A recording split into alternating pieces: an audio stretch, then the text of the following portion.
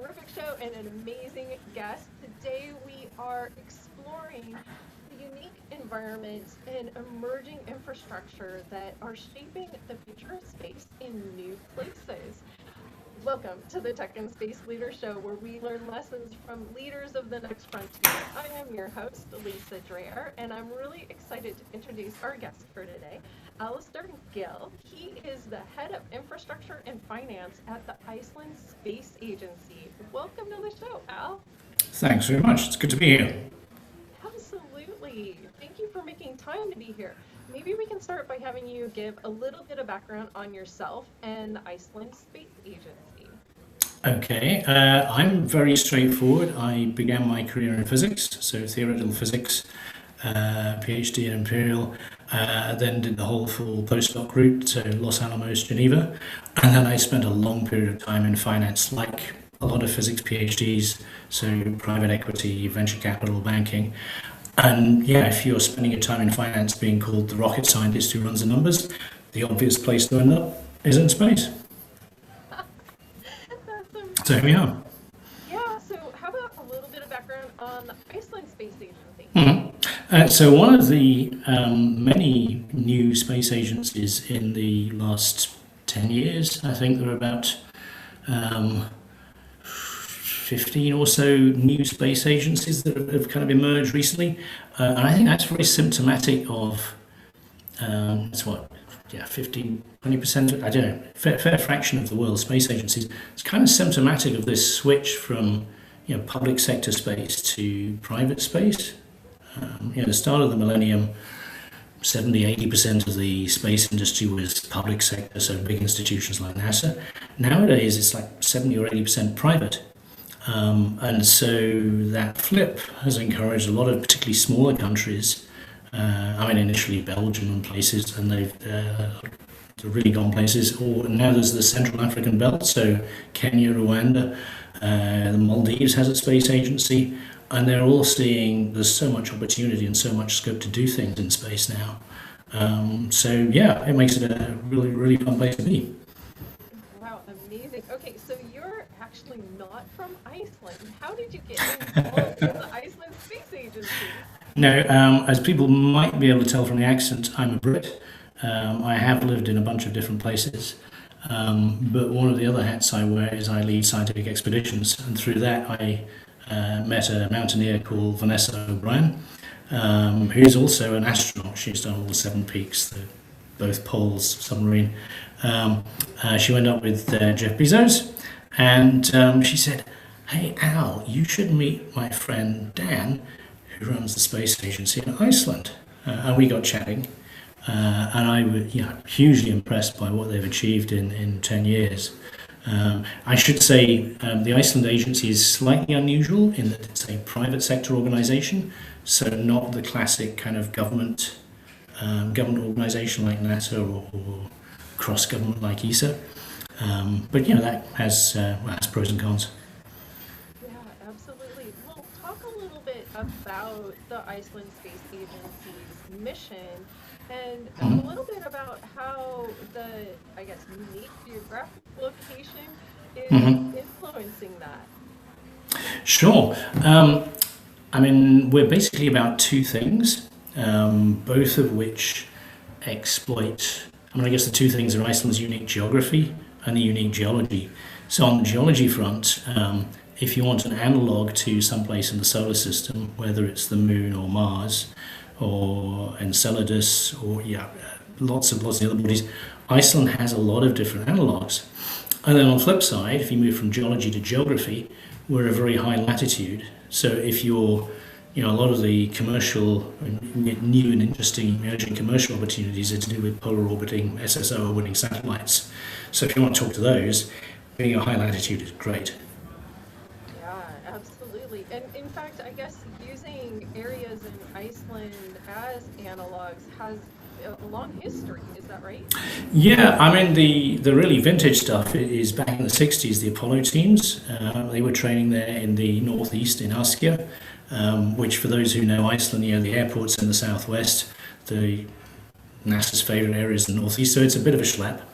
Enormous history. The Artemis teams are training there now. Well, not right now, but they tend to go every year for the same reason. It's the GFT, the Geology Field Trip. But it's not just NASA or astronauts that train there. There are many other things that you can do. So one of the ones that kind of surprised me, the astrobiologists, they love Iceland because there are so many analogues, and particularly the similarities to Mars. If you are trying to try out your kind of techniques for saying, is there life here or not, Iceland's a great place to go. We've got enormous amounts of basalt from the mid-ocean ridge runs through the country, so that produces lots of basalt. So just as the seas on the moon, big basalt plains, same in Iceland. We're even closer when it comes to Mars, because obviously Mars used to have atmosphere, water, so you get erosion weathering. There was actually a NASA team led by Michael Thorpe a few years back, did a project, and the result of that, when it was published, was basically ancient Mars used to be pretty much like Iceland, both in terms of geology, but also in terms of temperature. So, if we'd had ancient Viking astronauts, they probably felt quite at home. Wow, that's amazing. That's amazing. So you mentioned in the opening that the Iceland Space Agency is actually a private organization. How does that make it different from other public sector type of space agencies? Pros and cons. The obvious pro is that decision making is very efficient. As a commercial organisation, I think our fastest record for a decision was about 2.5 minutes, because the chairman was about to get on an aeroplane. Flip side of that is for things like the Artemis Accords, that has to be a governmentally driven thing. So for that, we had to persuade the Icelandic government that they should nominate our director as the point of contact. We're pretty proud of our, having got Iceland to be a signatory.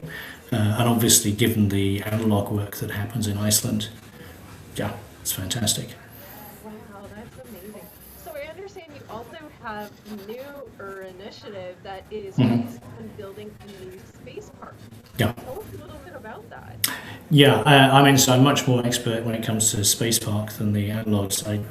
Given my background, I'm not quite Gordon Gekko in a spacesuit, but that kind of thing. So a commercial activity like basically a business park for space infrastructure is much more me, and that's designed to exploit Iceland's unique geography. So we're high latitude, so the mid-60s latitude. So we're high enough that if you have satellites in polar orbits, which are the ones doing the Earth observation, so Polar and SSO, of the 15,000 active satellites on orbit, or 15,000 or so, I don't know, it's Tuesday, there've probably been a few yesterday, 3,500 are in these polar orbits. So if you want to talk to them, being at high latitude really helps. Iceland's got that in spades, and you can't copy latitude. It gives you a competitive advantage.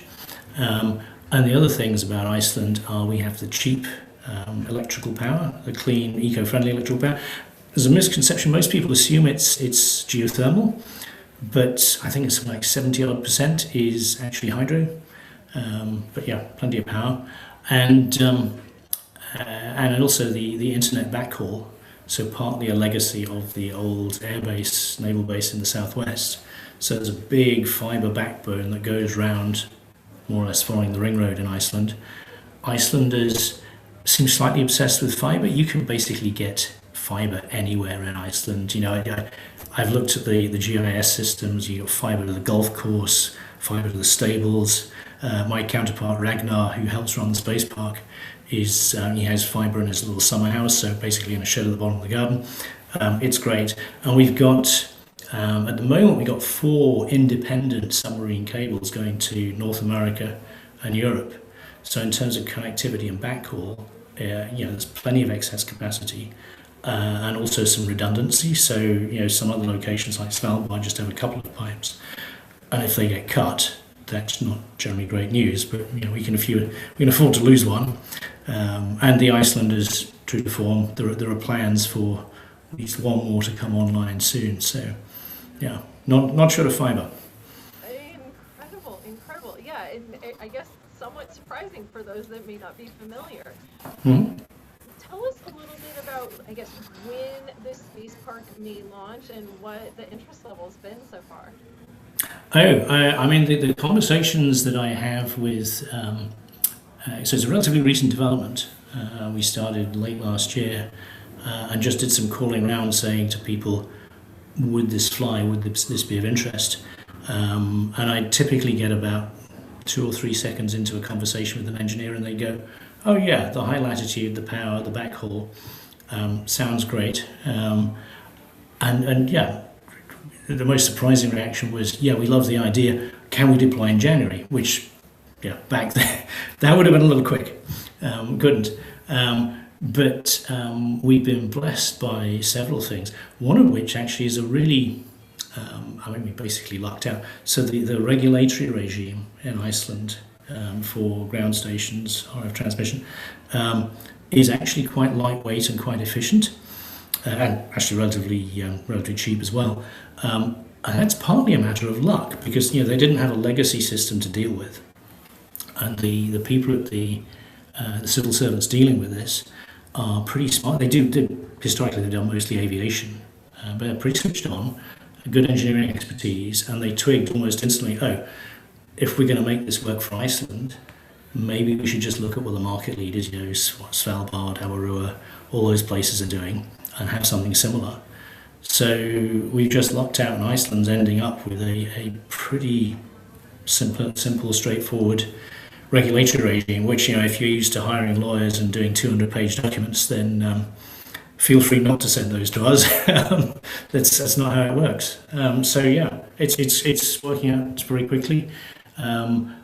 Amusingly, I spent part of yesterday going through wind calculations with bracelets of weight radomes, and turns out that just the standard radome off the shelf, absolutely fine in Iceland. So we're pretty happy about that. And we're now looking at shipping hardware into Iceland. And the one thing I'm suggesting to people is don't ship it during August because there's a solar eclipse.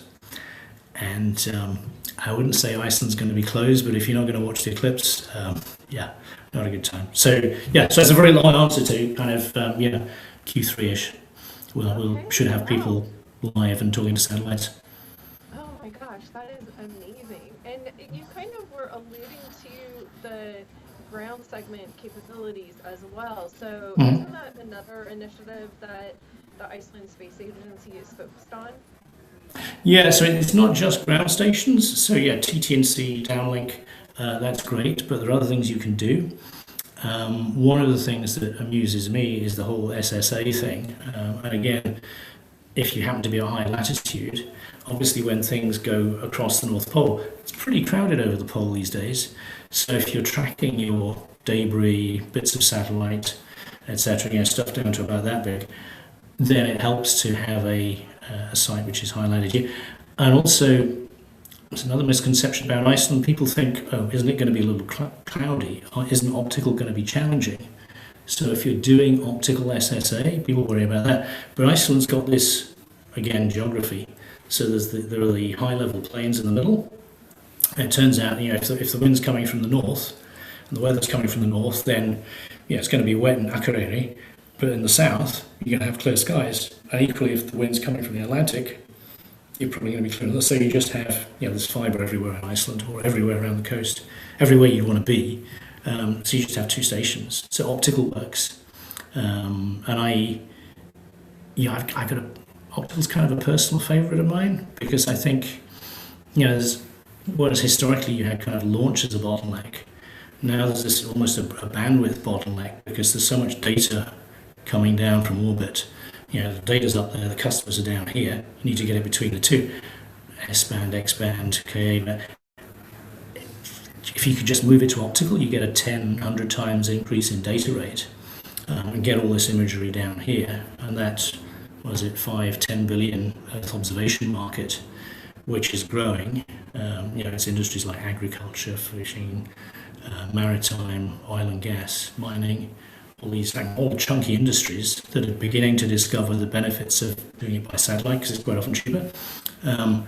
So I think optical comms in Iceland for the next 2-3 years. I chat to VC friends and I'm kind of, what are you seeing? And then I don't know if you go to many trade shows, but there are almost always one or two people who have optical ground stations, and the fact that we've got a very small number of people operating large constellations, that means you've got a kind of a de facto standard for optical comms. So yeah, I see optical comms being a biggie. And then of course space weather, which is, there are some things that it helps to do at high latitude. You see the aurora, so you also got because of the shape of the B field. It's quite exciting, partly because if you're going to fly orbital data centers, whether or not you think that's sensible from an engineering point of view, I'm not getting into that debate right now. Everybody else has done it. But I do have a technical background. That kind of space weather monitoring is obviously commercially going to be very important.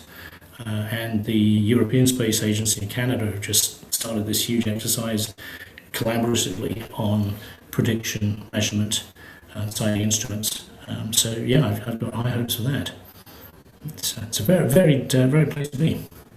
Wow, very exciting, very exciting. And I guess that brings up another point, which is, I guess, where do you see the ISA playing a key role in the global economy as far as the space industry goes? I think I would like to see Iceland become kind of a global hub for data uplink, downlink, TT&C, SSA, facilitating this. This everybody gets excited by the glamorous stuff, launching rockets and flying satellites. People get less excited by software applications or stuff to help farmers drive around fields and measure their product. But neither of those happen with what I kind of call the middle end, the ground segment. You need that.